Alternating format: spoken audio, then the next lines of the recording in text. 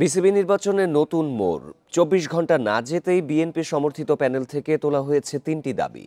ক্রীড়া উপদেষ্টার ওপর ভরসা রেখে নির্বাচন পেছাতে বলছেন তারা।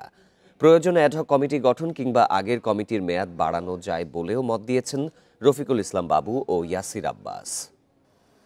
বান্ডেল থাকলে প্রতি সেনমানিতে টাকা বাঁচবে। বিকাশ সেনমানি বান্ডেল কিনে জিতুন প্রতি লেনদেনে। শেষ হইয়াও হইল না শেষ। ছোট গল্পের মতো বিসিবি নির্বাচনের রোমাঞ্চও যেন শেষ হয়েও হয়নি। ঝড়ের পর সবকিছু যেমন শান্ত হয়ে যায়, বিসিবিও তেমনই ছিল। যারা ভেবেছেন তামিম সহ বিএনপি প্যানেলের সবাই যখন নাম প্রত্যাহার করেছেন সব নাটক সেখানেই শেষ হয়েছে, তারা ভুল ভেবেছেন। রোমাঞ্চ এখনও বাকি। হঠাৎ করেই দৃশ্যপটে ইয়াসির আব্বাস ও রফিকুল ইসলাম বাবু নিজেদের অবস্থান থেকে সরে না আসলেও ক্রীড়া উপদেষ্টার কাছে সমাধান চেয়েছেন। আমি অনুরোধ করব আমাদের মাননীয় উপদেষ্টা এবং আমাদের বর্তমান যে বোর্ড আছে তারা এটাকে আমলে নেবেন এবং এটা যেন দুনিয়ার কাছে আমরা ছোট না হই, এই জায়গাটার দিকে একটু নজর দিতে হবে ইনশাআল্লাহ। বেশ কয়েকটি দাবি নিয়ে তারা হাজির হয়েছিলেন। নির্বাচন পেছাতে বলছেন, প্রয়োজনে আগের কমিটির মেয়াদ বাড়ানোর পরামর্শ।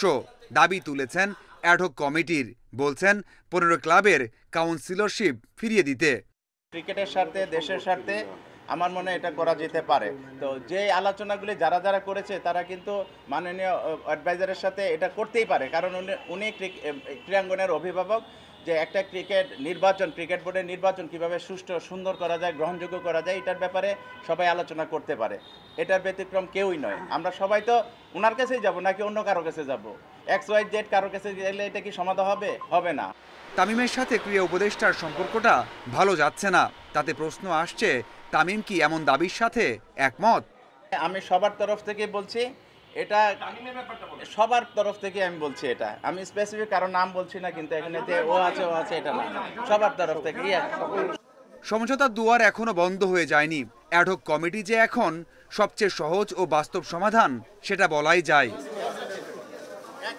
Mazharul Islam, independent news.